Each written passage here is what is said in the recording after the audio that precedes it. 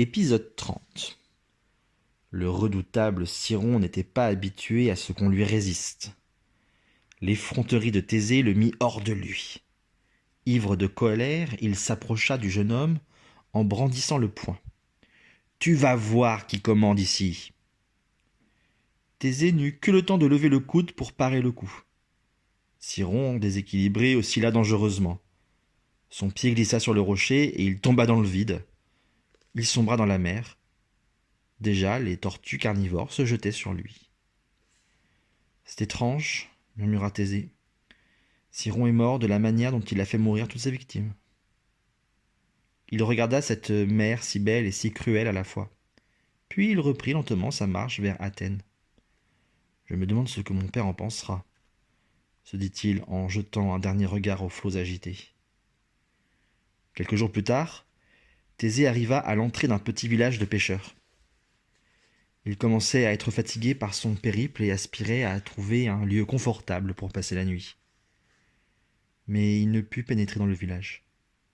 Un homme imposant, les bras croisés sur la poitrine, lui barrait la route. « Halte là !» cria le bandit d'une voix de tonnerre. « Je défie à la lutte tous les voyageurs qui passent. Personne ne peut s'y soustraire. » Thésée regarda les bras disproportionnés de son agresseur. En une seconde, il comprit. Tous ceux qui le combattaient devaient y mourir étouffés. Il lui faudrait être plus vif et plus malin que ce monsieur Muscle s'il voulait s'en sortir vivant. Thésée fit mine d'accepter ce combat et se mit en position de lutteur. À cet instant, il se souvint d'une scène de son enfance. Il n'avait pas plus de 6 ou 7 ans. Il était parti jouer sur la plage avec quelques camarades de son âge. Conidas les avait accompagnés, mais ils s'étaient tenus un peu à l'écart, comme s'ils se désintéressaient de leur jeu. Les garçons chahutaient, se bousculaient à qui mieux. Puis Thésée avait décidé d'organiser un concours de lutte.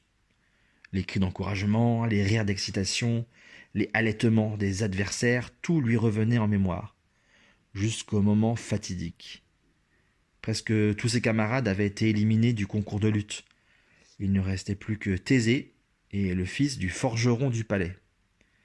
Thésée était très impressionné par la musculature puissante du garçon. Ce dernier le dépassait d'au moins une tête. C'était surtout ses mains qui fascinaient Thésée, des mains énormes aux doigts puissants. Un jour, ce garçon avait attrapé un moineau. La tête de l'oiseau, affolé, dépassait à peine de son poing serré. Et Thésée l'avait vu serré. En une seule pression, la tête du moineau avait été broyée. Le garçon avait été puni pour sa cruauté. Mais depuis cet épisode, chacun le craignait.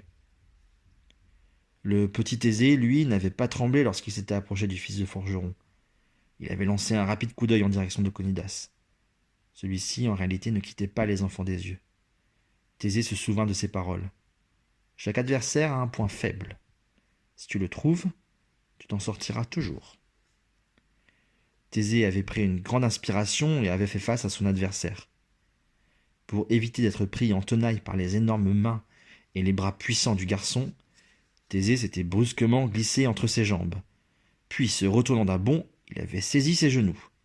Il les avait serrés si fort que le garçon avait perdu l'équilibre et basculé sur le sable.